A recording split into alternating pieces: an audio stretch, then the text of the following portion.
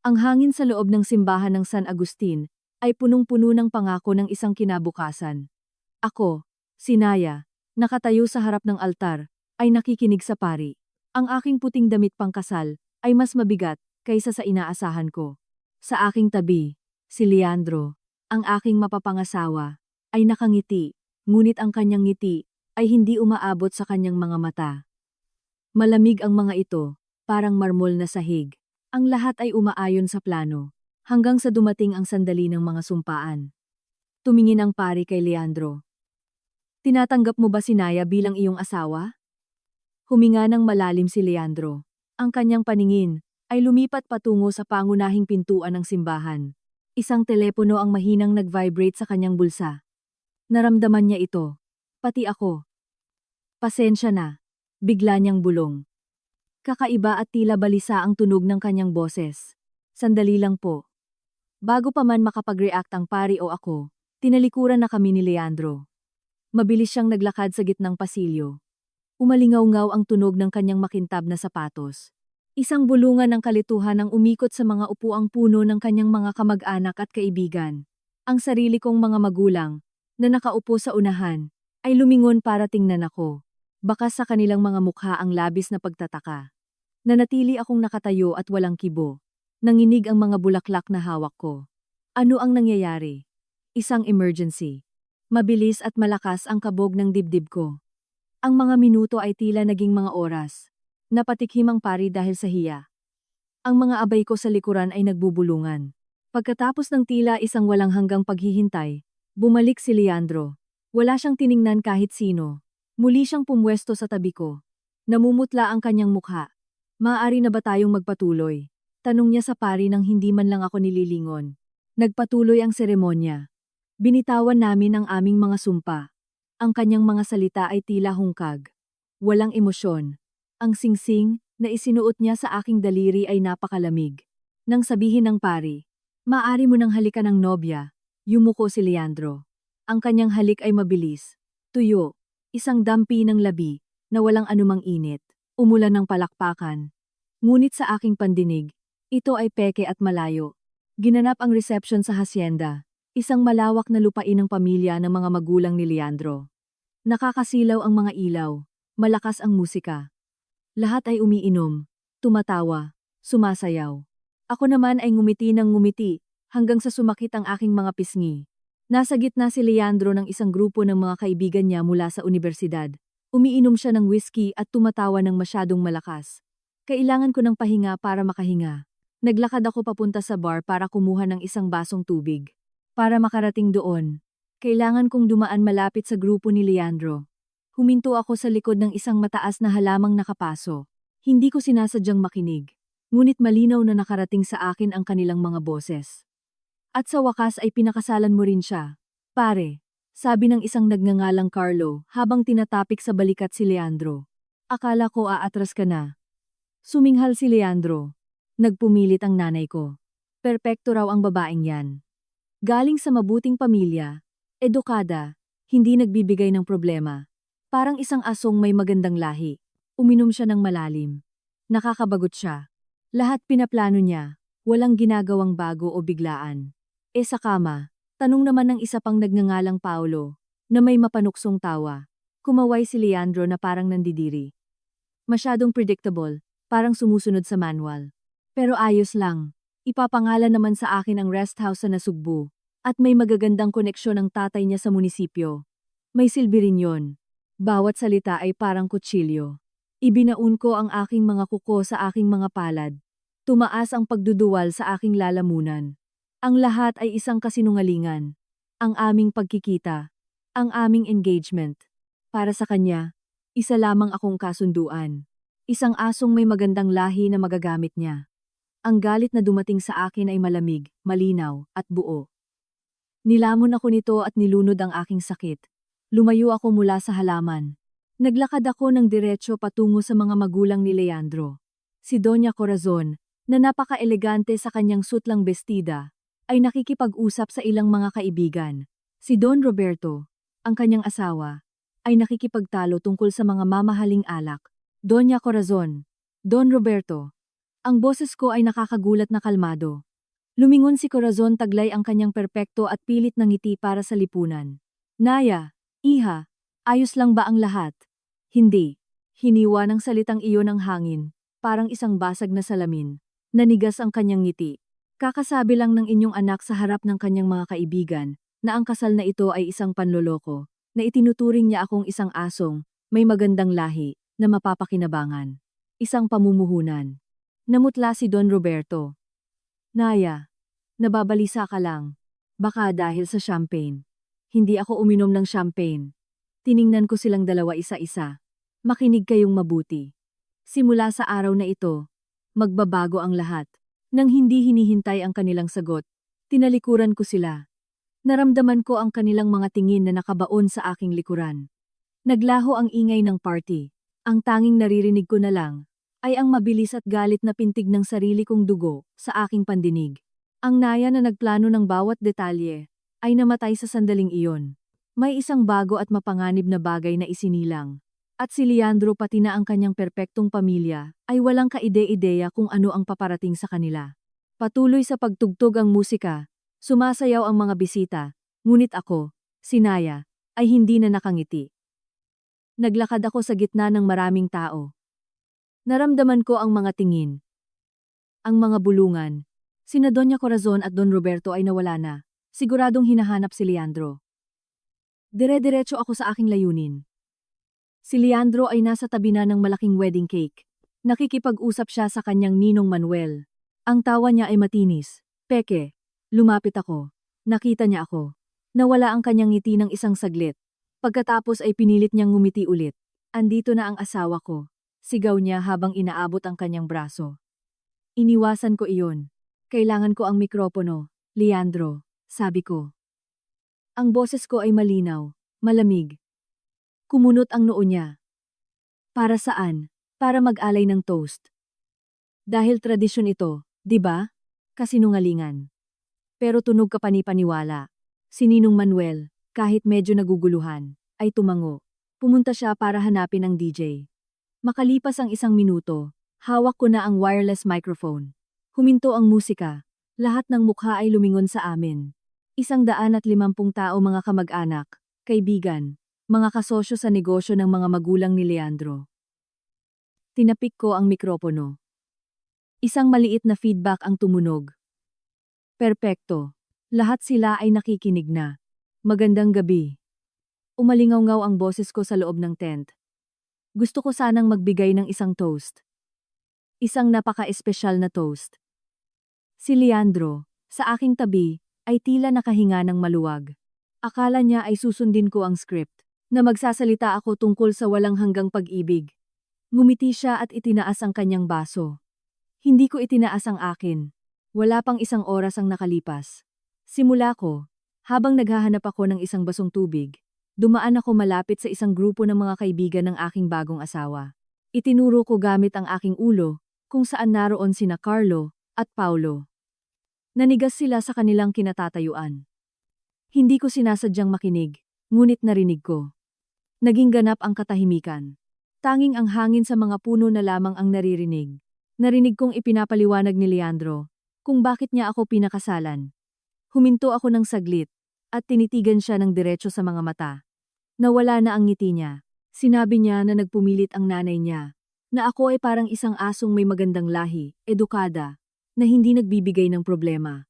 Isang bulungan ang umikot sa buong tent.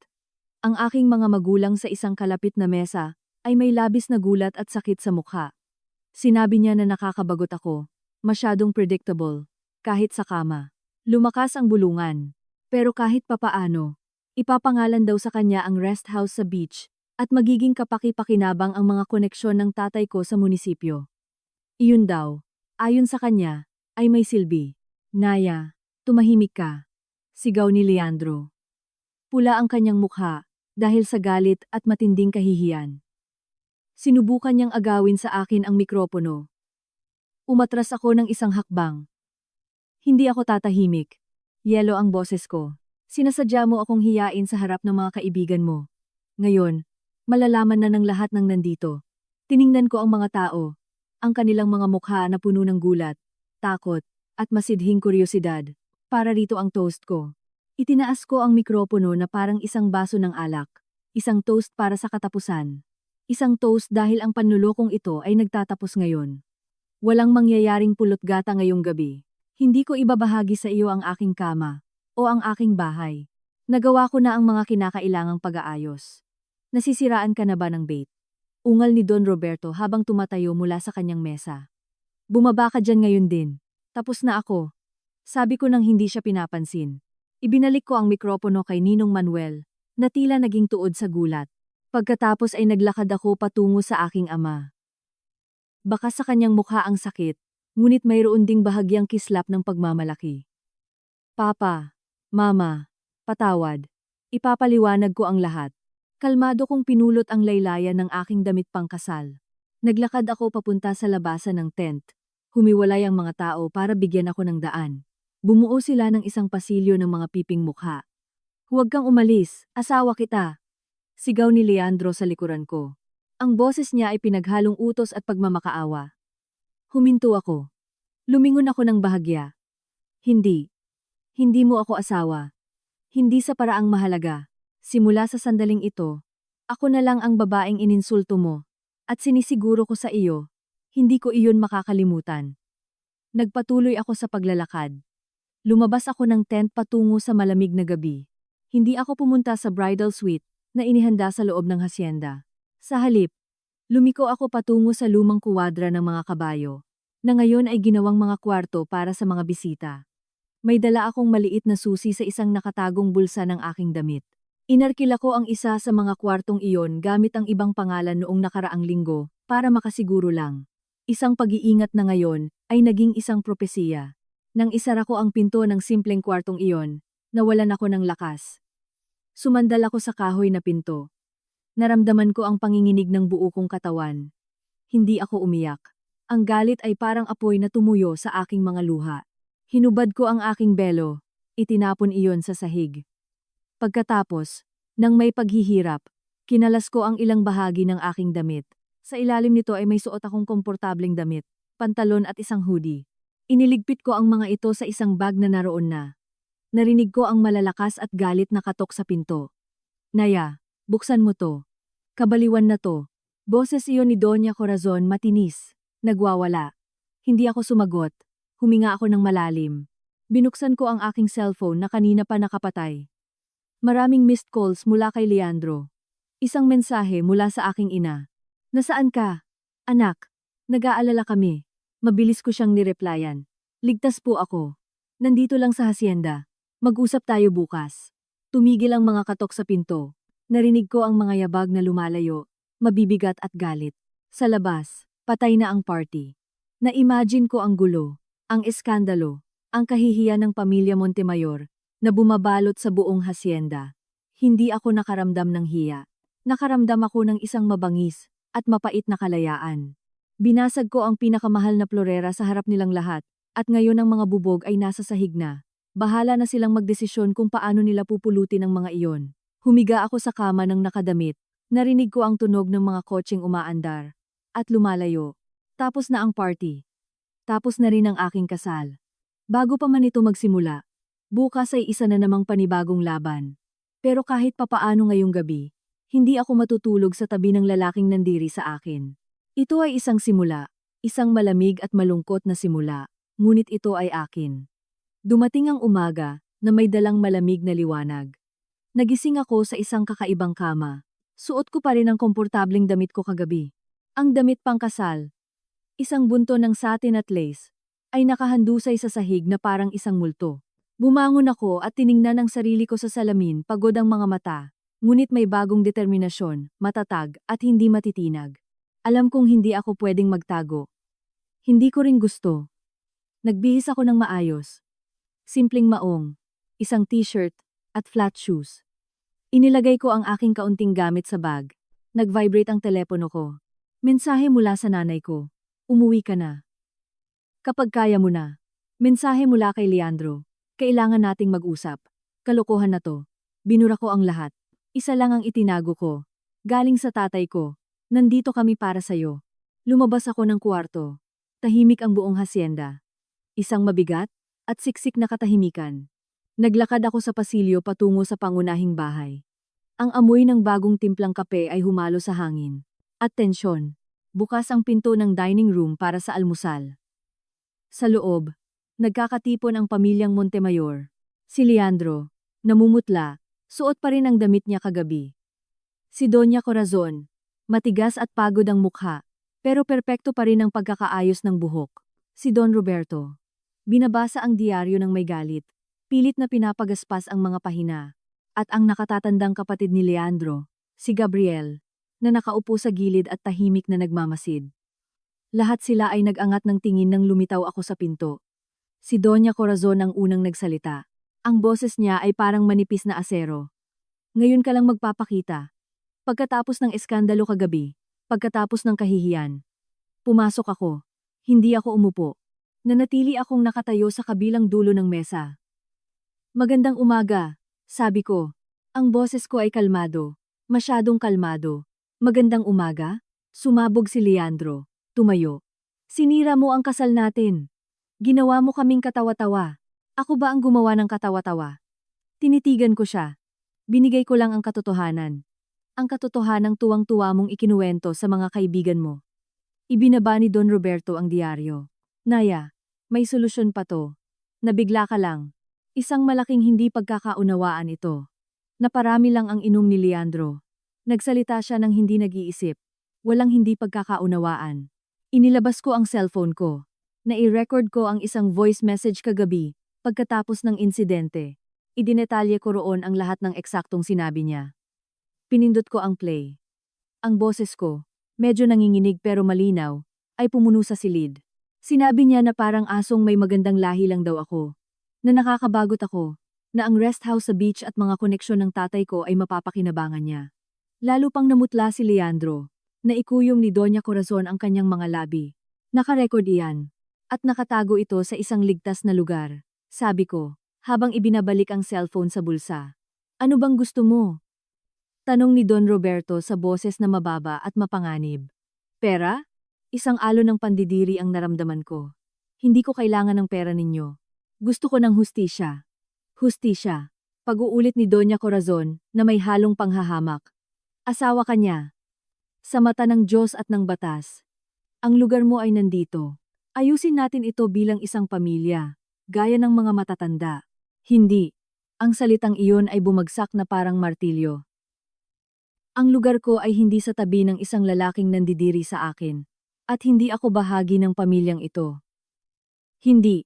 Pagkatapos ng nangyari kagabi, napabagsak si Leandro sa silya. Parang siyang isang batang napagalitan. Anong gagawin mo? Bulong niya. Una, aalis ako. Ngayon din. Hindi ako titira kasama mo. Babalik ako sa kondo ko. Nakita ko ang panik sa mga mata niya. Ang kondo ko sa Makati, noong dalaga pa ako, na hindi ko ibinenta kailanman. Pinayuhan ako ng tatay ko, na huwag itong ibenta. Ngayon naiintindihan ko na kung bakit. Pangalawa, ayoko nang makita kahit sino sa inyo. Pangatlo, uumpisahan ko na ang proseso ng hiwalayan. Ngayon din. Kabaliwan iyan, sigaw ni Doña Corazon. Ang kahihiyan. Ano na lang sasabihin ng mga tao? Lahat sa alta sosyedad ay pag-uusapan ito. Sisirain mo ang reputasyon ng pamilyang ito, pati na ang sarili mo. Tiningnan ko siya ng diretso. Ito na ang pagkakataon. Ang pangungusap na buong gabi kong pinag-isipan. Doña Corazon, sabi ko ng may yelong kalamigan. Talaga bang naniniwala kayong mas mahalaga ang reputasyon ng inyong pamilya kaysa sa katotohanan? Ano ba ang mas mahalaga? Ang sasabihin ng ibang tao kaysa sa paggalang na hindi kailanman ibinigay sa akin ng anak ninyo? Natahimik ang dining room. Si Gabriel, ang kapatid, ay nagbaba ng tingin na may inililihim na mabilis na ngiti. Ibinuka ni Doña Corazon ang kanyang bibig, pero walang lumabas na tunog. Eskandaloso siya. Walang sinumang nagsasalita sa kanya ng ganoon. Para sa akin, malinaw ang sagot, pagpapatuloy ko. Mas pipiliin ko pa ang katotohanan, at pagiging mag-isa, kaysa sa isang kasinungalingan, at isang upuan sa inyong hapagkainan. Good luck sa paglilinis ninyo ng kalat na ito. Huwag kayong umasa na tutulong ako. Tinalikuran ko sila. Naglakad ako patungo sa pinto. Walang sumubok na pigilan ako. Naya, sandali. Boses iyon ni Leandro, mahina. Walang lakas. Hindi ako lumingon. Lumabas ako sa pasilyo. Doon, malapit sa pangunahing pinto ay naroon na ang aking maliit na maleta. Ipinakuha ko ito mula sa bridal suite sa pamamagitan ng isa sa mga tauhan ng hacienda bago pa mag-almusal. Isang batang tauhan na gulat ang mga mata, ang nag-abot nito sa akin. Salamat, Tonyo, sabi ko. Tumango lang siya na hindi nangangahas na magsalita. Binuksan ko ang malaking pintong kahoy. Sinalubong ako ng sikat ng araw ng umaga. Sa labas, naghihintay ang aking maliit at lumang kotse. Pinarada ko ito sa malayo kahapon, para lang makasiguro. Isa na namang, para makasiguro na ngayon, ay naging kaligtasan ko. Inilagay ko ang maleta sa likurang upuan. Bago ko paandarin ang makina, tumingin ako sa bahay. Sa isang bintana sa ikalawang palapag, may nakatingin sa akin. Si Doña Corazon. Ang mukha niya ay isang maskara ng galit at pandidiri. Ngumiti ako ng walang saya. Isa itong ngiti ng paalam at paghahanda sa digmaan. Pinaandar ko ang makina at nagmaneho sa mahabang kalsada palabas. Iniiwan ang hacienda, ang sirang kasal, at ang babaeng inakala kong magiging ako. Ang babaeng iyon ay hindi na nag-exist. Sa halip, sa manibela ay may isang bagong babae. Isa na may matatag na mga kamay sa manibela at isang malungkot na daan sa kanyang harapan. Isang daan na sa wakas ay sa akin na lang. Ang kondo ko sa sentro ng Makati ay amoy kulob. Ilang linggo lang itong naiwang walang tao, pero tila naging mga tao na iyon. Ibinaba ko ang maleta sa sahig. Napakalaki ng katahimikan. Walang musika mula sa party. Walang mga bulungan. Walang tunog ng paghinga ng isang lalaking nandidiri sa akin. Ako na lang. Napabagsak ako sa sofa. Nawala na ang lakas ko mula kaninang almusal. Ngayon, tanging isang malaking kawalan, at galit na lang ang natira, lalo na ang galit. Ito ang makinang nagpapanatili sa akin na nakatayo. Nag-vibrate ang cellphone ko. Hindi si Leandro ni ang pamilya niya, kundi si Sofia, ang pinakamatalik kong kaibigan simula pa pagkabata. Ang tanging tao, bukod sa mga magulang ko, na hindi nang husga sa akin kagabi. Nagpadala lang siya ng mensahe. Kapag kailangan mong kumausap ng tao, nandito lang ako. Tinawagan ko ang numero niya. Naya. Ang boses niya ay parang salbabida sa gitna ng bagyo. Nasaan ka? Ayos ka lang ba? Nandito sa kondo ko. At hindi ako ayos. Pumiyok ang boses ko. Sa unang pagkakataon, pumatak ang mga luha ko. Tahimik, nakakadurog ng puso. Papunta na ako dyan sa loob ng 15 minuto. Ibinaba niya ang tawag. Hindi na ako nakipagtalo. Makalipas ang 20 minuto, nasa pinto ko na siya bitbit ang isang supot ng pansit at lumpiang Shanghai, at isang bote ng alak. Hindi siya nagtanong. Niyakap niya ako at umiyak kaming dalawa. Pagkatapos, sa pagitan ng pagsubo ng lumpiang Shanghai, ikinuwento ko sa kanya ang lahat ng nangyari sa kasal, ang mga sinabi ni Leandro, ang nangyari sa almusal, at ang pagtakas ko. Nakikinig si Sofia, na lalong nag-iinit ang mga mata sa galit. Ibig sabihin, pagbubuod niya sa huli. At ang ahas niyang nanay. Anong balak mong gawin? Makipaghiwalay, ipawalang bisa ang kasal, at sirain ang reputasyon nila tulad ng pagkasira nila sa araw ko. Tunog mapaghiganti. At ganoon nga iyon. Tumango si Sofia na nag-iisip. Isa siyang abogado. Galing sa simpleng pamilya. Ngunit may nakakatakot na talino. Ang hiwalayan ay pwedeng maging mabilis kung may parehong pagsang-ayon, ngunit hindi sila papayag. Ipagtatanggol nila ang imahe nila. Aatakihin nila ang sayo. Sasabihin nilang hindi ka stable, na nagka-nervous breakdown ka. Nasa akin ang recording. Sabi ko, magandang simula yon, pero hindi sapat. Kailangan natin ng mas mabigat. Isang bagay na magpipilit sa kanilang pumayag. Isang bagay na mas ikatatakot nila, kaysa sa eskandalo ng hiwalayan. Naging mapagkalkula ang tingin niya. Ang kumpanya, ang mga negosyo ng mga Montemayor. Si Don Roberto ay palaging malikhain pagdating sa buwis. At si Leandro ang namamahala sa malaking bahagi ng eksportasyon. Sinasabi mo bang imbestigahan ko ang pamilya niya? Gulat kong tanong. Sinasabi ko na ipagtanggol mo ang sarili mo, gamit ang lahat ng armas na meron ka. May pera at koneksyon sila. Ikaw. Nasa iyo ang katotohanan. At access. Tumira ka kasama nila noong engagement ninyo. May narinig ka. May nakita ka. Tama siya. Naalala ko ang mga eksena. Mga putol-putol na usapan, mga komento ni Don Roberto tungkol sa mga kaibigan niya sa BIR. Si Leandro, na nagrereklamo sa mga nakakainis na inspeksyon. Hindi ko alam kung saan magsisimula. Pag-amin ko, matutulungan kita ng palihim. May mga koneksyon ako. Pero sa ngayon, kailangan mong magmukhang matatag at hindi matitinag. Hindi ang nasaktang asawa, kundi ang babaeng humihingi ng respeto. Kailangan mong lumabas. Magpakita ka. Kaya 2 araw ang nakalipas. Pumunta ako sa isang charity event sa Ayala Museum, isang gala para makalikom ng pondo para sa isang ospital pambata. Alam kong nandoon sila. Parte yun ng serkulo nila. Kailangan ko silang harapin. Nagsuot ako ng simpleng itim na damit. Elegante. Walang suot na alahas galing sa kasal, tanging sarili kong hikaw lang. Nakalugay ang buhok ko. Pumasok akong mag-isa. Naramdaman ko agad ang mga tingin, mga bulungan na parang patalim. Siya yung nobya ng mga Montemayor. Yung eskandalo. Kawawang babae. Masyadong madrama. Nakita ko sila. Si Leandro, na mukhang masama ang timpla, kasama ang mga magulang niya. Si Doña Corazon, na nagniningning sa kanyang pulang damit habang kausap ang mayor, ay nakita ako. Nanigas ang ngiti niya ng isang iglap. Pagkatapos ay tuluyan na niya akong binalewala. Diretso akong pumunta sa mga organizers para bumati. Ngumiti ako. Nag-donate ako ng malaking halaga mula sa sarili kong pera. Pumirma ako sa libro. Kumilos ako ng may perpektong normalidad, na parang hindi nawasak ang buhay ko. 72 oras pa lang ang nakalipas. Lumapit ako sa bar, humingi ng tubig. Sa kamay tumabi sa akin, isang whiskey, straight, doble. Nakilala ko ang boses. Kay Gabriel iyon, ang nakatatandang kapatid ni Leandro. Ang taong nanatiling tahimik noong nag-aalmusal kami. Mas tahimik siya kaysa kay Leandro. Mas matalino, sabi ng iba.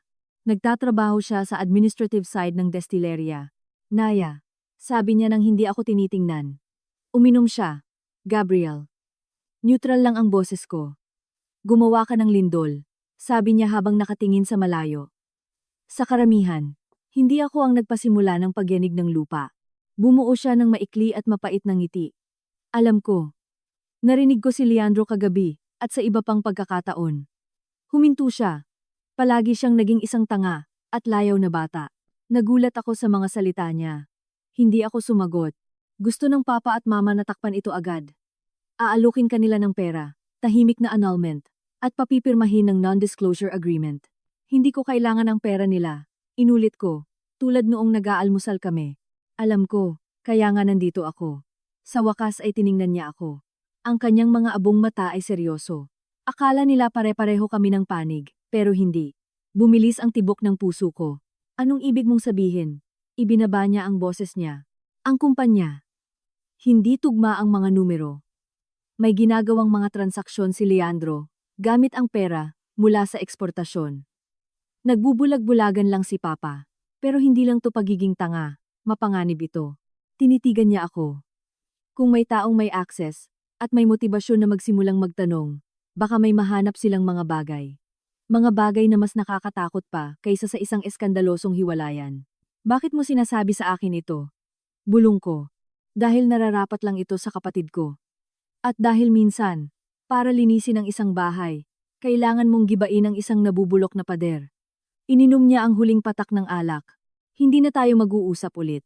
Hindi na tayo magkikita. Pero kung maghahanap ka, magsimula ka sa mga record ng eksportasyon sa Dubai noong nakaraang taon. Hindi tumutugma ang mga numero. Naglakad siya palayo at nakihalubilo sa mga tao. Iniwan akong mag-isa, na may mabilis na tibok ng puso, at isang bago, at napakapanganib na piraso ng impormasyon. Hindi ito paghingi ng tawad, hindi ito alyansa, isa itong armas. Binigyan ako ni Gabriel ng armas, at handa akong gamitin iyon. Nagbago ang laro. Hindi na ito tungkol lang sa aking pride, tungkol na ito sa pag-iral nila. At kakapansin ko lang, sa pamilyang ito, hindi lahat ay sumasagwan sa iisang direksyon. May ilan sa loob mismo na handang palubugin ang barko. Ang hangin sa maliit na bar malapit sa daungan ay amoy pritong isda at dagat. Nasa likurang mesa kami ni Sofia. Sa pagitan namin, ipinapakita sa laptop niya ang mga record ng eksportasyon. mga numero, resibo, mga dokumento sa customs. Napakagulo ng lahat. Ang tip ni Gabriel eksportasyon sa Dubai. Nakaraang taon ay parang paghahanap ng karayom sa dayami. Isang digital at posibleng iligal na dayami. Wala akong naiintindihan dito. Pag-amin ko habang kinukuskos ang aking mga mata. Accounting, buwis. Hindi ko ito mundo. Pero mundo ko to. Sabi ni Sofia, habang determinadong nagkiklik. At ng kaibigan kong si Raul. Siya ay isang accountant na nag-specialize sa pagdetect ng tax fraud. Ipinasa ko sa kanya ang ilan sa mga numerong ito ng palihim. Siyempre, at sinabi niya na may mga kakaiba. Dobleng resibo, mga bayad sa isang intermediary company sa Dubai na hindi nakarehistro sa kahit anong opisyal na record, mga halagang hindi tumutugma. Tiningnan niya ako. Mabilisang tingin pa lang to, pero may mabaho, Naya. Napakabaho. Dinalhan kami ng waiter ng 2 kape. Ininom ko ito, mapait at matapang. Totoo ang impormasyon ni Gabriel at malala ito, ngunit hindi ito sapat.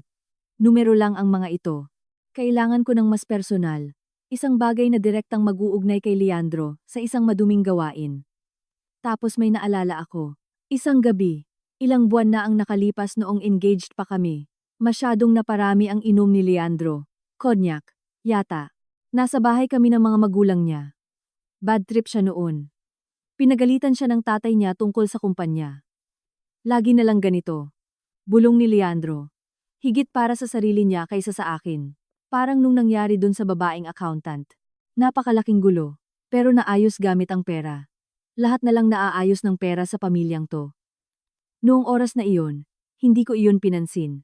Akala ko dahil lang sa inis niya sa araw na iyon. Pero ngayon, ang babaeng accountant. Sabi ni Sofia, ibinabagsak ang tasa sa platito. Sino ang accountant ng kumpanya ilang taon na ang nakalipas? Tinaasan niya ako ng kilay. Hindi ko alam. Bakit? Ikinuwento ko ang malabong komento ni Leandro. Mga 3 taon na ang nakalipas siguro, sabi ko. Ang babaeng accountant. Parang nagkaroon ng problema. Isang problema na naayos gamit ang pera. Kuminang ang mga mata ni Sofia. Iyan ang magandang clue. Isang tao. Isang taong pwede nating mahanap. Nagbukas siya ng bagong window sa laptop niya. Hahanapin natin. Accountant Destileria Montemayor, tinanggal o problema sa batas. Tingnan natin. Tingnan natin. Hindi agad nagbunga ang paghahanap, pero matiyaga si Sofia. Tumawag siya sa isa pa niyang contact, isang lokal na investigative journalist. Binayaran niya ito kapalit ng pangakong exclusive story. Kapag naging maganda ang takbo ng investigasyon. Makalipas ang 1 oras, tumawag ulit ang journalist. Aling Marina Reyes, sabi ni Sofia sabay baba ng telepono. Siya ang senior accountant ng Montemayor sa loob ng halos 10 taon. Tinanggal sa trabaho 3 taon na ang nakalipas. Opisyal na dahilan ay retrenchment. At ang anak niya. Ito ang matindi. May anak siya, si Clara Reyes. 19 years old siya noon. Nag-aaral ng tourism. Ayon sa chismis na nakuha ng contact ko, may nangyaring insidente sa kanya at kay Leandro. Isang insidente. Pag-uulit ko. Nakakaramdam ng kilabot. Mukhang nag-date sila noon. Mga 25 si Leandro noon. Tapos biglang hindi na nagpakita yung babae. Umalis siya ng Maynila ng ilang buwan. Umuwing ibang-iba na. At ang nanay, si Marina, ay umalis sa trabaho mula sa gabi hanggang umaga na may medyo malaking separation pay. Ang mga piraso ay nabubuo sa isang nakakakilabot na paraan. May address ka ba ng nanay o ng anak? Nasa Maynila pa rin ang nanay.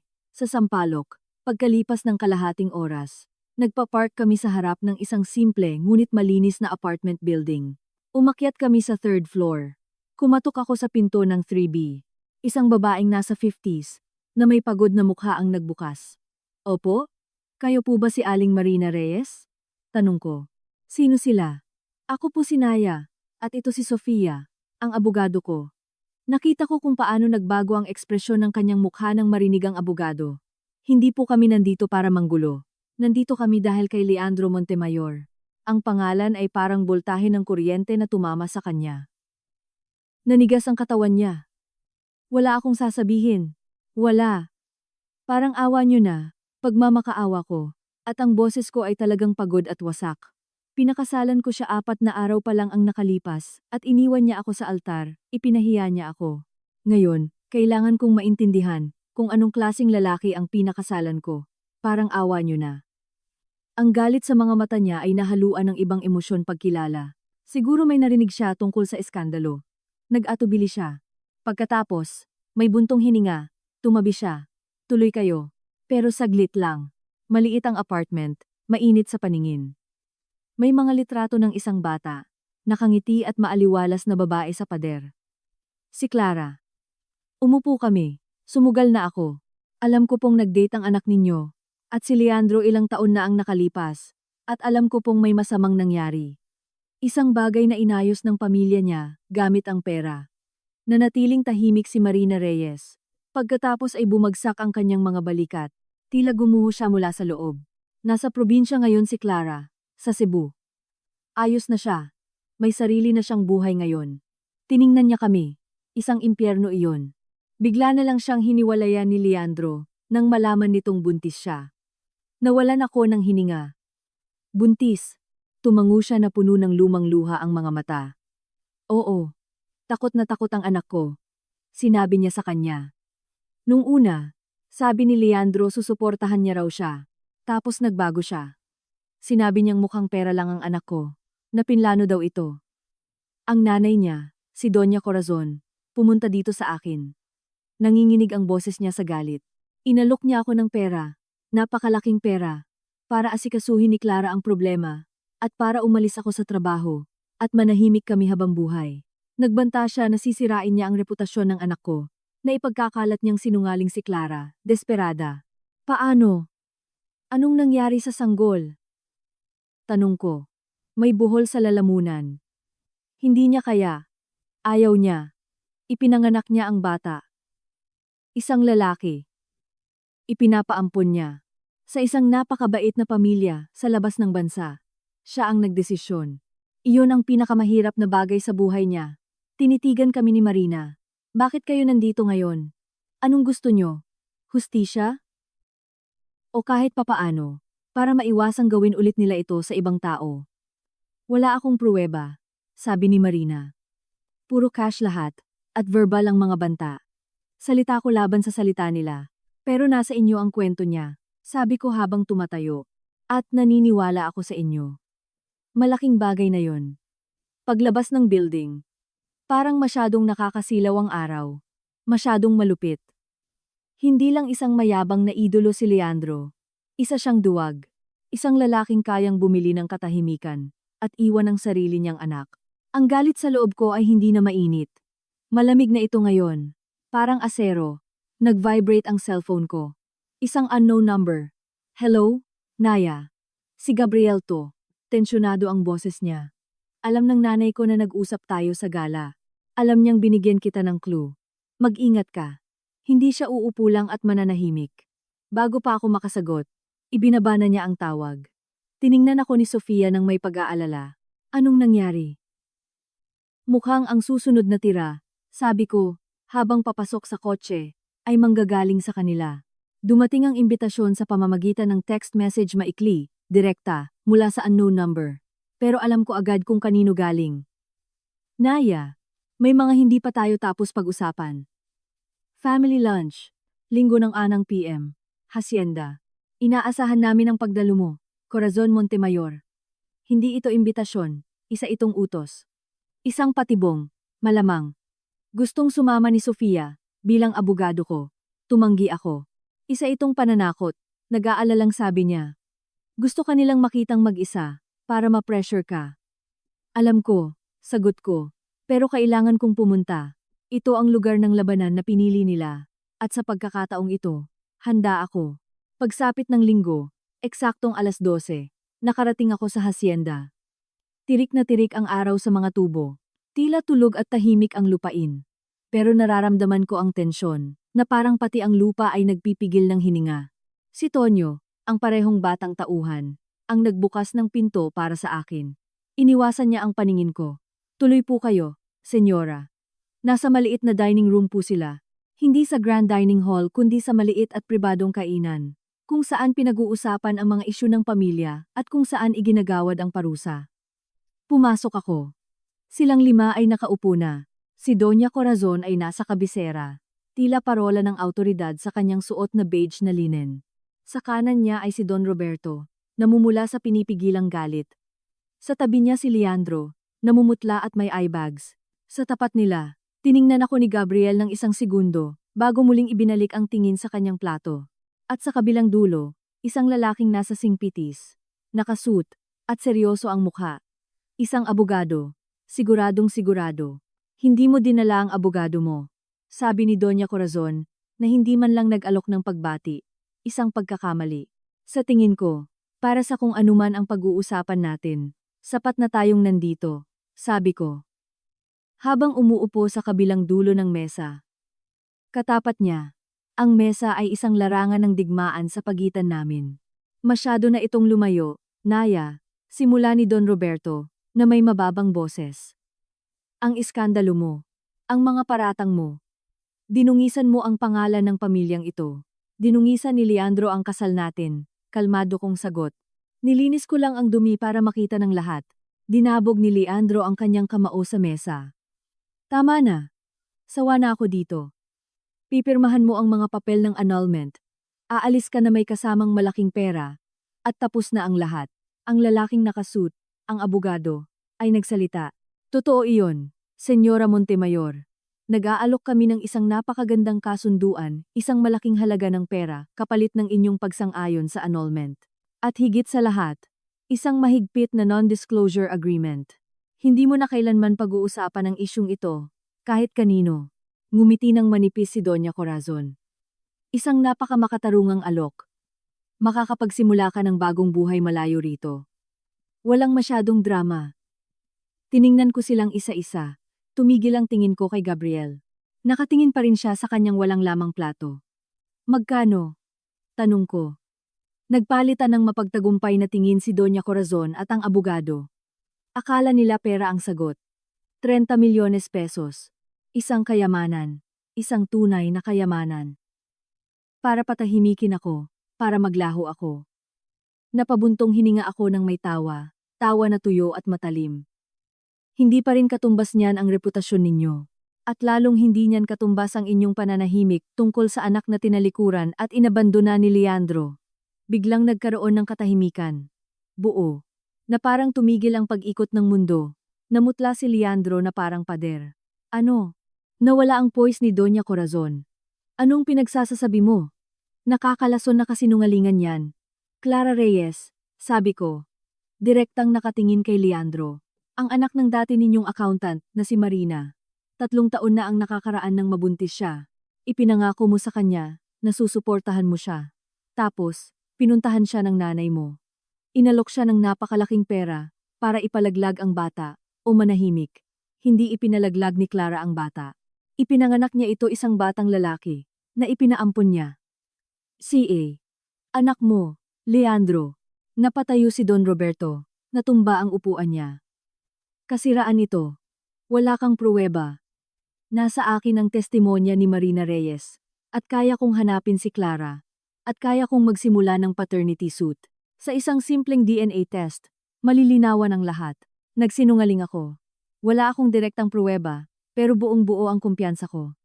Mukhang isusuka ni Leandro ang kaluluwa niya. Hindi. Hindi maaari. Sabi niya aayusin niya raw ito. Tumahimik ka, tanga. Ungal ni Doña Corazon sa kanyang anak. Pagkatapos ay bumaling sa akin. Sinungaling ang babaeng iyan. Isang desperada. Walang kwenta ang salita niya sa korte. Baka nga hindi, pag-amin ko, pero napakalaki ng halaga nito sa mga diyaryo. Tagapagmana ng Destileria Montemayor, inabandona ang sariling anak, pamilya, nagbayad para pagtakpan ng eskandalo. Kusang naisusulat ang sarili ng mga headline na ganyan. Umubo ang abogado ng pamilya.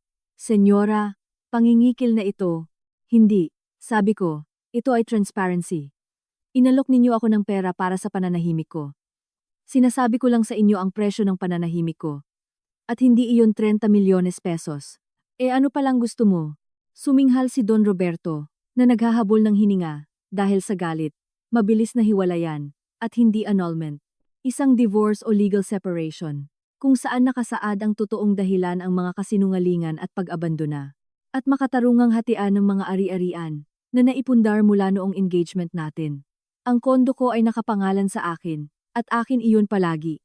At ang rest house sa beach sa nasugbuyong paborito ni Leandro, ipapangalan sa akin. Pag-aari ng pamilya yon. Sigaw ni Doña Corazon. Kung ganon, bukas na bukas ay tatawagan ko ang 3 diaryo, pagkibit balikat ko, at tatawagan ko na rin ang BIR. Dahil may mga nakita akong kakaibang datos sa mga export ninyo patungong Dubai. Dobleng resibo. Isang dummy corporation. Mga bagay na siguradong accounting error lang. Tama po ba, Don Roberto? Namutla si Don Roberto. Ang galit niya ay naging takot. Tiningnan niya ang kanyang panganay. Gabriel, may alam ka ba tungkol dito? Lahat sila ay tumingin kay Gabriel. Sa wakas, inangat niya ang kanyang tingin. Ang mukha niya ay isang maskara ng pagod at pandidiri. Hindi siya tumingin sa akin. Tiningnan niya ang kanyang ama at kapatid. Opo, Papa. Alam ko.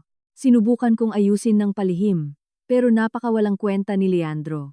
Ikaw ang nagtatakip sa kanya. At tinatakpan din ni Mama ang mga eskandalo niya, gamit ang mga tseke. Malinaw at malamig ang boses niya. Tama si Naya. Sa lahat ng bagay.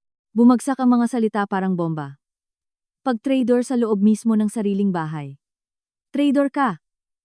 Sigaw ni Leandro, habang sinusubukang tumayo para sugurin ang kanyang kapatid. Maupo ka! Ungal ni Don Roberto sa isang boses, na hindi tumatanggap ng pagtutol. Naiwan ang silid sa isang mabigat na katahimikan, na binabasag lamang ng pira-pirasong paghinga ni Leandro. Tiningnan ako ni Doña Corazon. Wala nang galit sa kanyang mga mata. Mayroon ng mas malala isang malamig na respeto, na may halong puot, isa kang ahas. Bulong niya. Natuto lang sa pinakamagaling. Sagot ko nang hindi nag-aalis ng tingin. Napabagsak si Don Roberto sa kanyang upuan. Talo. Tinitingnan ng abogado ang kanyang mga papeles. Hindi alam kung anong gagawin. Papakausapin ko ang abogado ko sa inyo. Sabi ko habang tumatayo. Kasama ang mga kondisyon. May 48 oras kayo para tanggapin. Kung hindi, mag-uumpisa na akong tumawag. Naglakad ako papunta sa pinto. Walang pumigil sa akin. Bago ako lumabas, lumingon ako. Nakatingin sa akin si Gabriel. Tumango siya ng isang beses, halos hindi mapansin.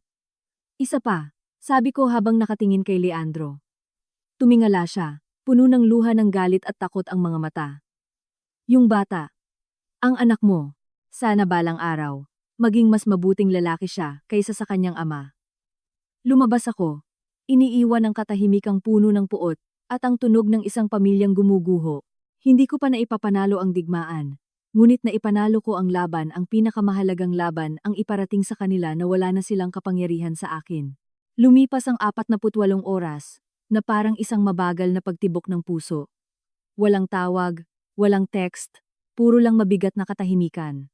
Ginugol ko ang oras ko kasama si Sofia at ang abogadong nirekomenda niya. Isang may edad at kalmadong lalaki na nagngangalang attorney. Emilio Villanueva, eksperto sa komplikadong hiwalayan ng mga mayayaman. Nakuha na nila ang formal proposal natin, sabi ni Attorney Emilio, mula sa kabilang panig ng kanyang mahogany desk. Hindi pa sila sumasagot. Taktika yon. Sinusubukan nilang gawin tayong kabahan, na ibaba ang ating mga bantay. Wala tayong ibababa. Matatag na sabi ni Sofia. Nandun siya bilang kaibigan ko, at palihim bilang tagapayo ko. Nasa atin ang baraha. Alam nila yon. Nag-vibrate ang cellphone ko. Isang unknown number. Tiningnan ko ito. Baka sila yan. Sagutin mo, sabi ni Attorney Emilio. Pero ilagay mo sa speaker. Ginawa ko iyon. Hello, Naya. Boses iyon ni Leandro.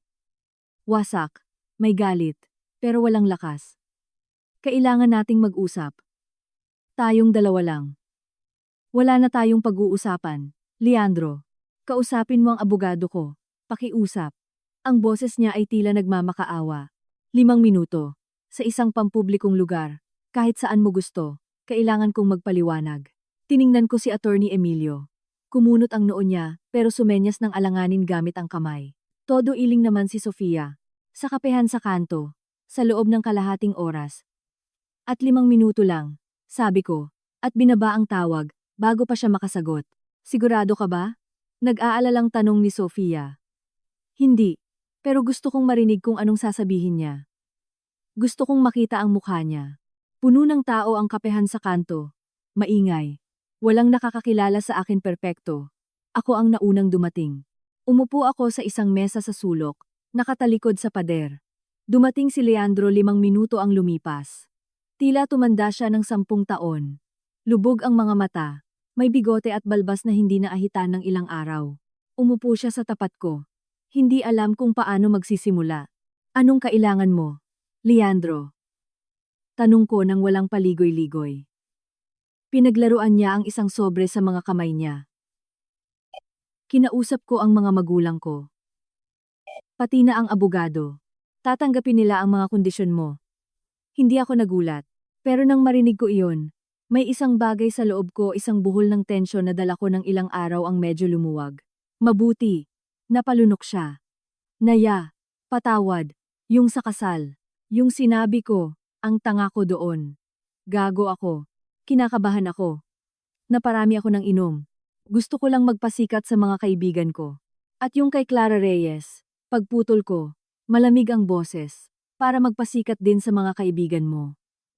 Ang pag-iwan mo sa sarili mong anak, ay dahil din ba sa kaba? Nanginig siya na parang sinuntok. Hindi, iba yon, pagkakamali yon. Katangahan ng kabataan. 99 lang siya. Ako, 25. Hindi na kayo mga bata.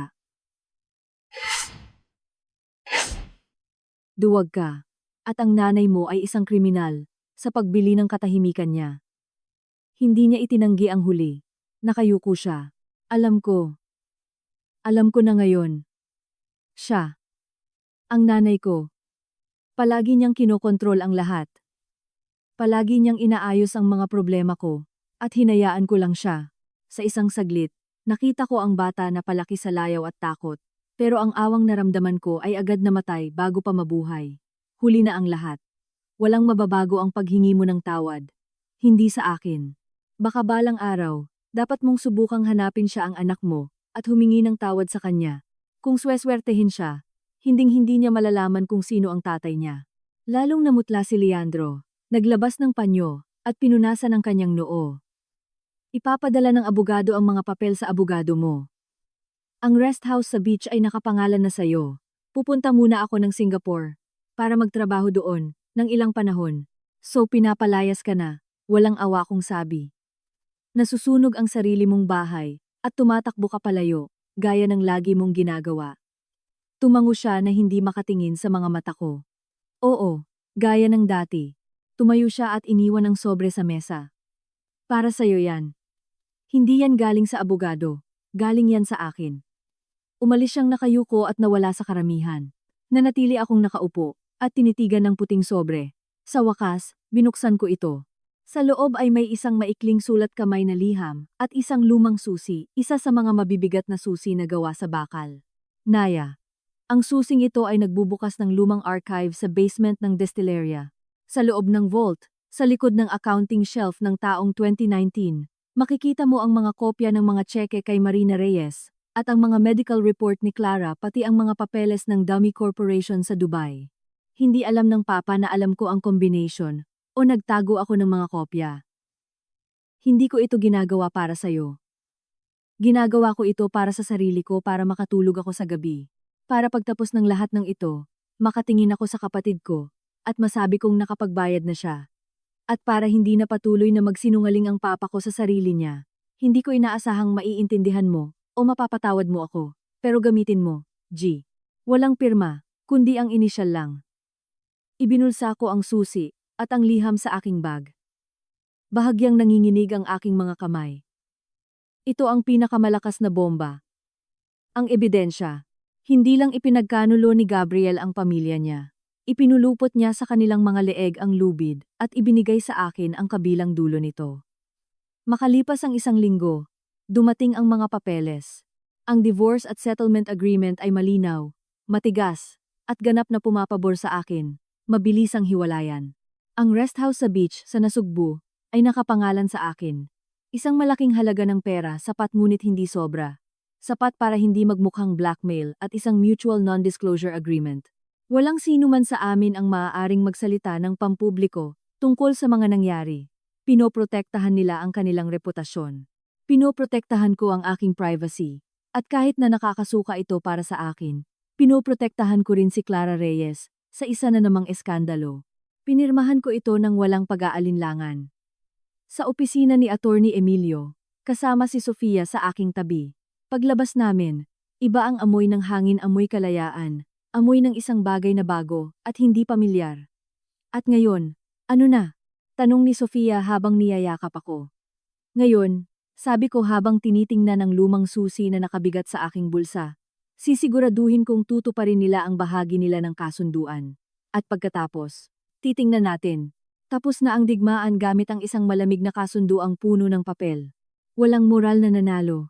Tanging mga nakaligtas lamang. Ngunit ako, sa unang pagkakataon matapos ang matagal na panahon, ay buhay, at hawak ko ang mga susi ng sarili kong buhay. Pati na rin ang kanilang pinakamadilim na mga sikreto. Naging malamig na proseso ang hiwalayan. Pirma rito, pirma roon. Mga papeles na sa loob ng ilang minuto ay kinakalas ang isang bagay na maling naitayo sa loob ng maraming taon. Nang magbigay ng go signal ang judge, hindi ako nakaramdam ng ginhawa. Nakaramdam ako ng malaki at tahimik na kawalan. Parang alingaw-ngaw. Pagkatapos ng isang sigaw. Akin na ang rest house sa beach sa Nasugbu. Isang maluwag at maliwanag na bahay na may tanawin sa dagat. Hindi ako agad lumipat doon. Nanatili ako sa kondo ko sa Makati. Kailangan ko ng syudad, ng ingay, ng normalidad. Ngunit isang weekend, pumunta ako. Binuksan ko ang mga bintana. Ang amoy ng alat at bagong pintura ay pumuno sa espasyo. Ipinaredecorate nila iyon ng buo. Malamang dahil sa utos ni Doña Corazon, para burahin ang anumang bakas ng kanyang pamilya. Perpekto. Kinuha ko ang lumang susi mula kay Gabriel.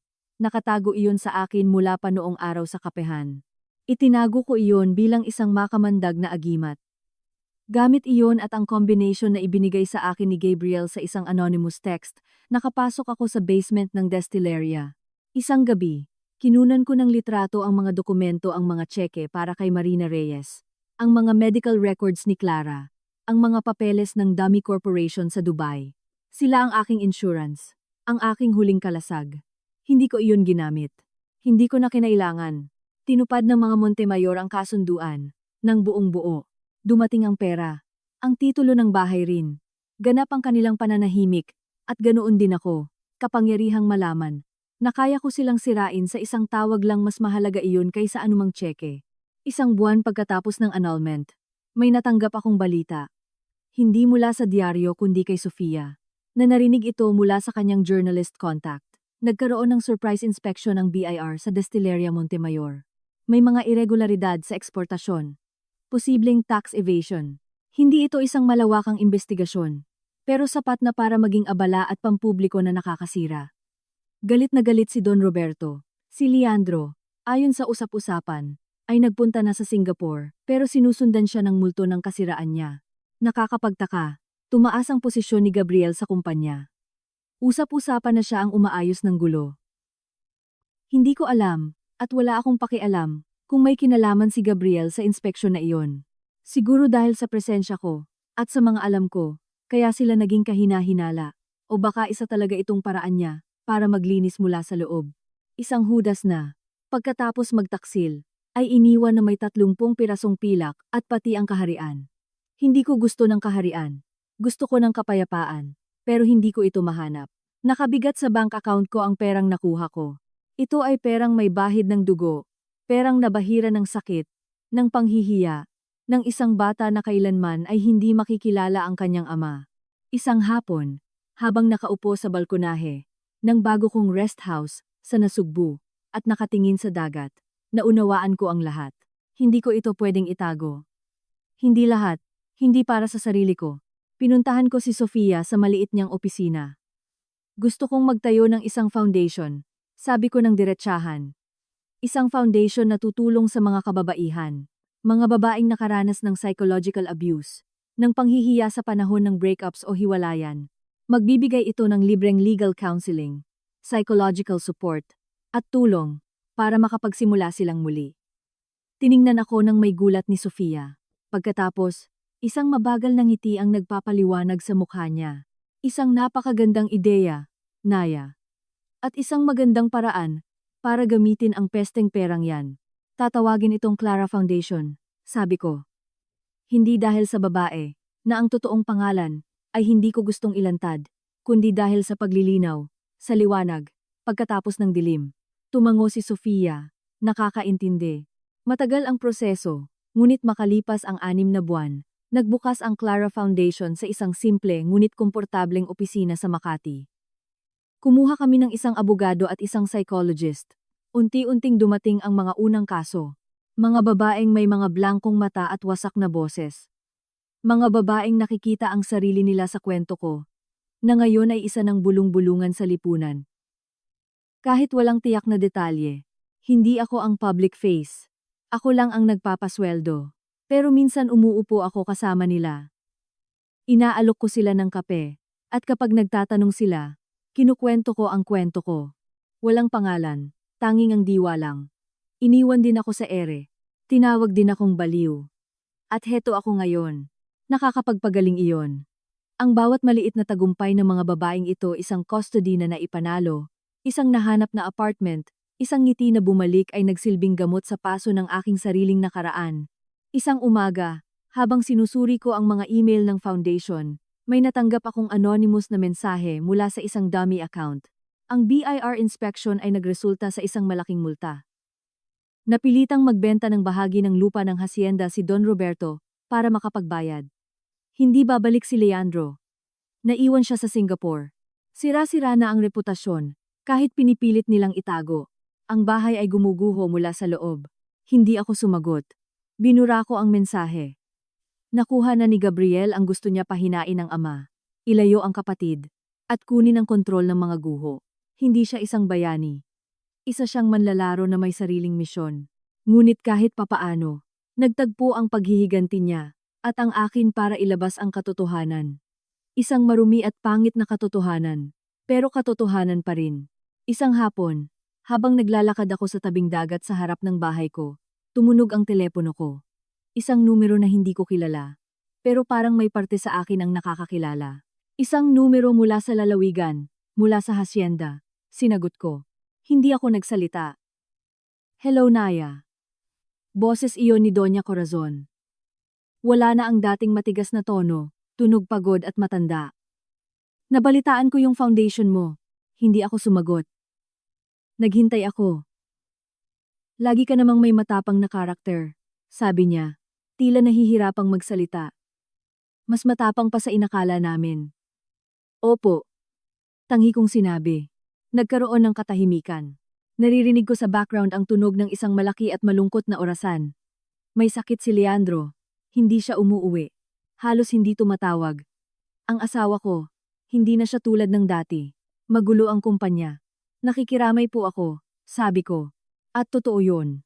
Naaawa ako sa kanilang pagkasira. Wala nang iba. Naya. Halos pabulong na boses niya. Sa tingin mo ba, pwede kayang isang donasyon sa foundation mo, kapalit ng hindi mo nababanggitin kahit kailan ng anumang bagay. Para malinis ang aming pangalan? Heto na nga. Ang huling tira. Ang pagbili ng kapatawaran at malinis na reputasyon sa lipunan. Gusto niyang hugasan ang kanyang imahe gamit ang isang tseke sa foundation ko. Nagsara ang bilog. Hindi, Doña Corazon.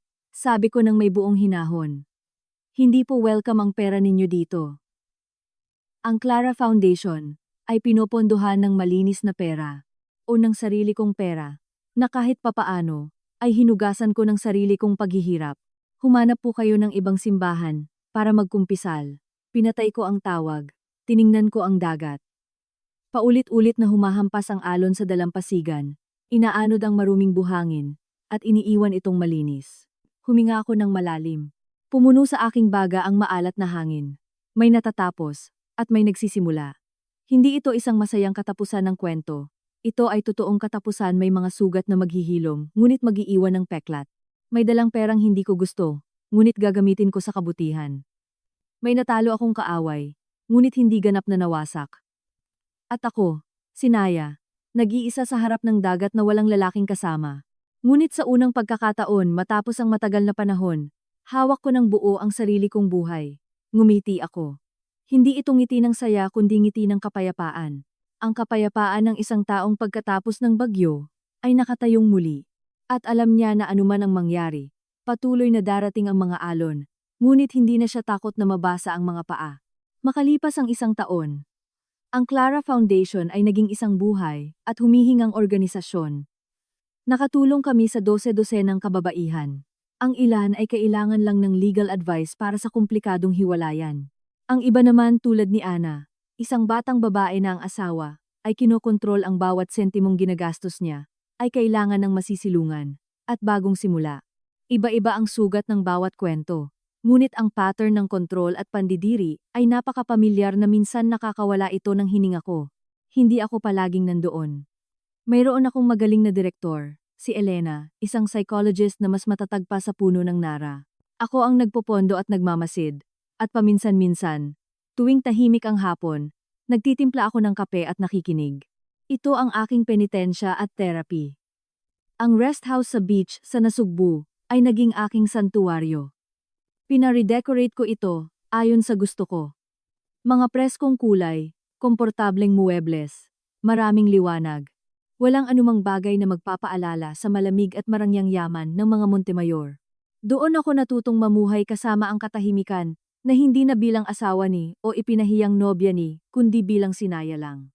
Minsan, nakakabingi ang kalungkutan, pero minsan din, ito ay nagiging kalayaan na kasing lawak ng dagat na nakikita ko mula sa aking terrace.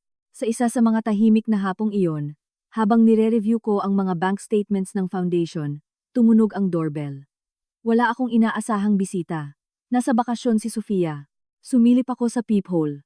Sa labas ng pinto, nakatalikod at nakatingin sa dagat, may isang lalaki. Hindi siya delivery man. Nakasuot siya ng light linen na pantalon at asul na damit na nilipad na ng hangin. Bahagyang pamilyar ang likod niya, pero hindi ko matukoy.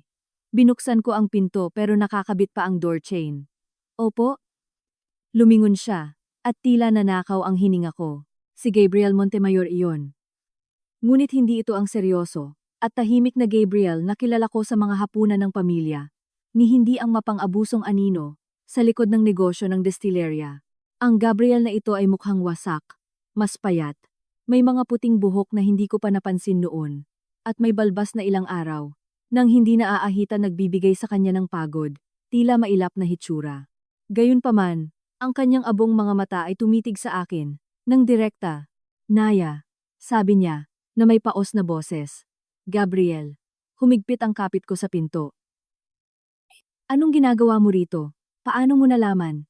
Hindi naman sikreto ang address mo. Pagputol niya. Kailangan nating mag-usap. Wala na tayong pag-uusapan pa. Tapos na ang lahat. Sinubukan kong isara ang pinto, pero naglagay siya ng paa para pigilan ito nang walang halong dahas. Hindi ito tungkol sa nakaraan, sabi niya. Ito ay tungkol sa kasalukuyan. At marahil tungkol sa foundation mo. Natigilan ako. Ipinikit ko ang aking mga mata ng isang segundo, at sinumpa ang sarili ko dahil kumagat ako sa pain. Tinanggal ko ang kadena ng pinto at humakbang patalikod. 5 minuto, pumasok siya. Amoy siya dagat at sigarilyo. Pinagmasdan niya ang buong lugar. Bagay sa'yo. Mukhang iyo na talaga ang bahay na ito. Sa akin naman talaga. Hindi ko siya inalok ng upuan. Nanatili akong nakatayo at nakahalukip-kip. Magsalita ka. Lumapit siya sa bintana at tumingin sa dagat. Inatake sa puso ang papa ko. 2 linggo na ang nakalipas. Bigla ang tumama sa akin ang balita. Si Don Roberto, ang nagwawalang toro, bumagsak.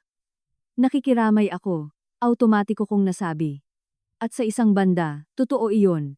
Gagaling naman siya, pero hindi na siya pwedeng bumalik sa destileria. Naging malinaw ang mga doktor. Lumingon siya sa akin. Akin na ang kumpanya ngayon. O magiging akin na, sa sandaling mapirmahan ang mga transfer of ownership. Si Leandro. Walang gustong malaman si Leandro. Nasa Singapore siya, lubog sa utang sa sugal, isang malaking gulo. Nakakaawa naman, sabi ko, at sinsero naman ang tunog nun, kahit na medyo malamig.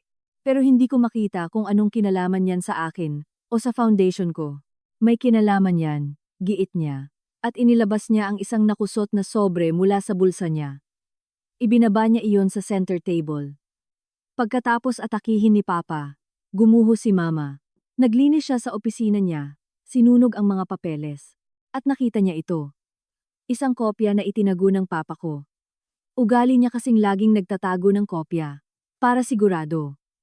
Nang may buhol sa sikmura, lumapit ako at kinuha ang sobre. Sa loob ay may isang papel. Isang private investigator's report, may petsang 8 buwan na ang nakalipas. Ang pangalan ko ay nasa itaas, at sa ibaba ay detalyadong nakasulat ang mga galaw at lakad ko. Ang foundation, ang bahay ko, ang paglalakad ko sa tabing dagat, ang mga paminsan-minsan kong hapunan kasama si Sofia. Nakalakip din ang mga litrato kong kuha gamit ang telephoto lens. At sa hulihan, may isang talata na nagpatayo sa mga balahibo ko. Ang subject ay nagpapakita ng regular na routine. Mababa ang seguridad sa bahay at sa foundation. Madaling pasukin. Rekomendasyon. Ang patuloy na pressure ay maaaring maging epektibo kung nais siguraduhin ang kanyang pananahimik sa pangmatagalan. Nakalakip ang mga options. Wala doon ang mga options, pero malinaw na malinaw ang ibig nitong sabihin. Si Don Roberto, kahit pagkatapos ng kasunduan, kahit pagkatapos ng lahat, ay pinag-iisipan na saktan ako. O baka mas malala pa. Hindi ko alam ito. Sabi ni Gabriel. Ang boses niya ay punong-puno ng isang bagay na parang kahihiyan. Pangako. Nakita ko lang yan 3 araw na ang nakalipas sa mga pinagsunugan ni Mama. Inutos niya iyan sa isang mumurahing investigator pagkatapos ng inspeksyon ng BIR. Akala kasi niya ikaw ang nasa likod noon. Gusto niyang makasiguro. Makasiguro. Pag-uulit ko habang ibinababa ang papel. Nanginginig ang aking mga kamay.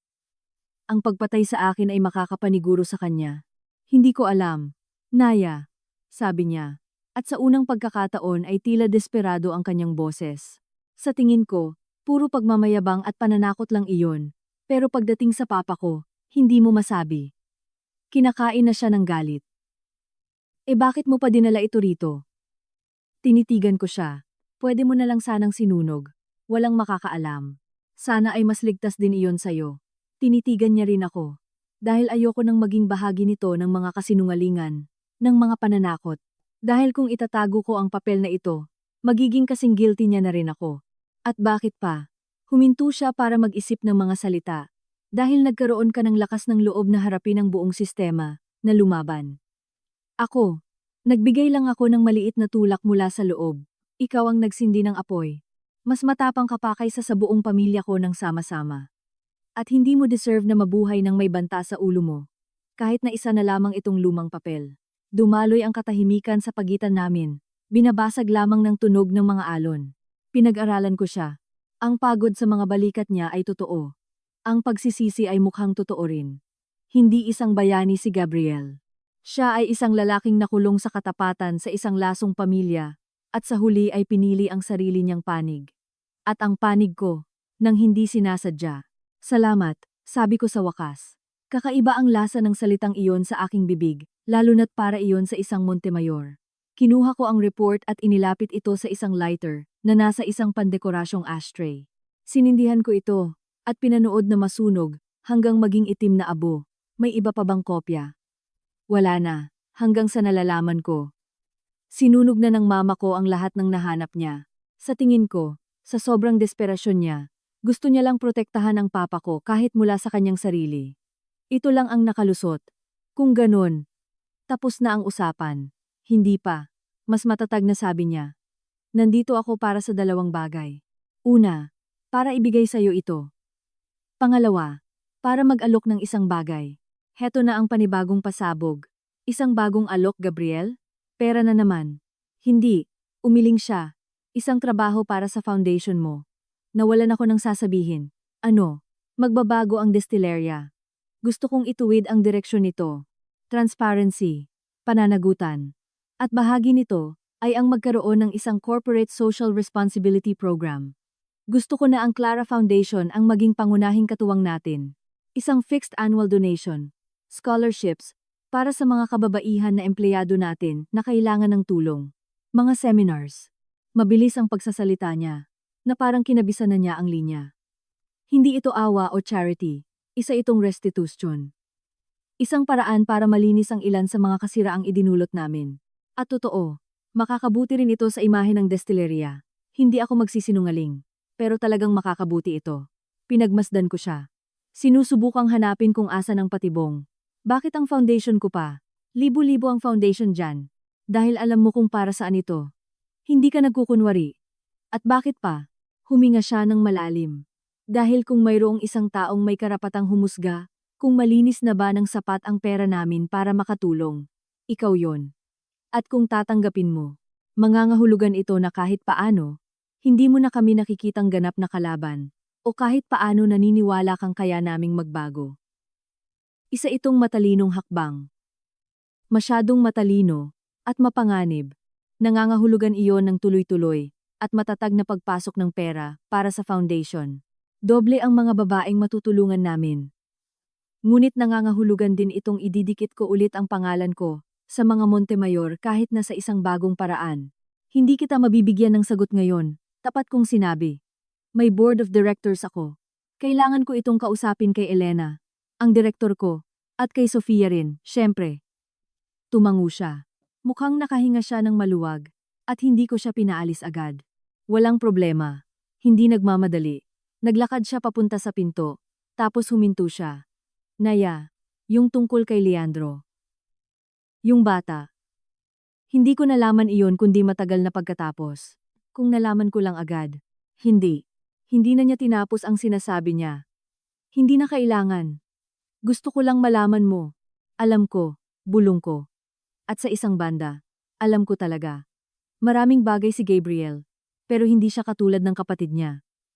Nang makaalis siya, naiwan akong nakatingin sa mga abo ng report sa ashtray. Naglaho ng parang usok ang banta sa pisikal kong kaligtasan. Ngunit may isang bagong panunukso na dumating ang tuksong muling iugnay ang buhay ko sa kanila. Kahit na sa isang magandang kadahilanan. Tama bang tanggapin ang pera nila? Makatarungan ba para sa mga babaeng tinutulungan namin, na ang pondo namin ay nanggagaling sa pinagkukunan, na may kalakip na napakaraming sakit? Lumabas ako sa terrace. Presko ang simoy ng dagat. Sa kabilang ibayo ng baybayin, makikita ang mga lupain ng Destileria Montemayor, isang imperyong nagkakalamat, habang sinusubukang itayong muli ng isang bago at ambisyosong hari sa ibang paraan. Binuksan ko ang laptop ko. Nagbukas ng bagong dokumento. Isinulat ko sa tuktok. Proposals for Collaboration. Clara Foundation. Destileria Montemayor. Mga benepisyo. At mga panganib. Hindi ito isang perpektong katapusan ni isang idyolikong bagong simula. Isa itong panibagong sangandaan. Ngunit sa pagkakataong ito, wala akong asawang mapagpanggap sa tabi ko ni isang biyenan na mapanlinlang. Mayroon akong sarili kong pangalan, sarili kong pera, sarili kong kapangyarihan. Nandyan si Sofia at si Elena. Andyan ang 12 ng kababaihan na natulungan namin, at daan-daang higit pang kaya naming tulungan. Tiningnan ko ang walang hanggang dagat. Hindi tumitigil ang mga alon sa paghampas sa dalampasigan, porke may mga bato sa dadaanan. Pinapalibutan nila ito, unti-unting ginuguhang, o tuluyang winawasak. Ngunit hindi sila tumitigil sa pag-abante. Ngumiti ako at gumawa ng desisyon bago pa man matapos ang listahan. Hindi ako natatakot. Mayroon akong sariling lighter, at may kapangyarihan akong humindi, o sumang-ayon, ngunit palagi sa ilalim ng sarili kong mga patakaran. Ang Naya na iniwan sa harap ng altar ay namatay na. Ang Naya na nandito ngayon ay mas malakas at mas matalino. At handa na siya sa unang pagkakataon hindi lang upang ipagtanggol ang sarili, kundi para piliin ang kanyang susunod na laban, o ang kanyang susunod na kapayapaan. At sa pagkakataong ito, siya na ang magdidikta ng mga kondisyon.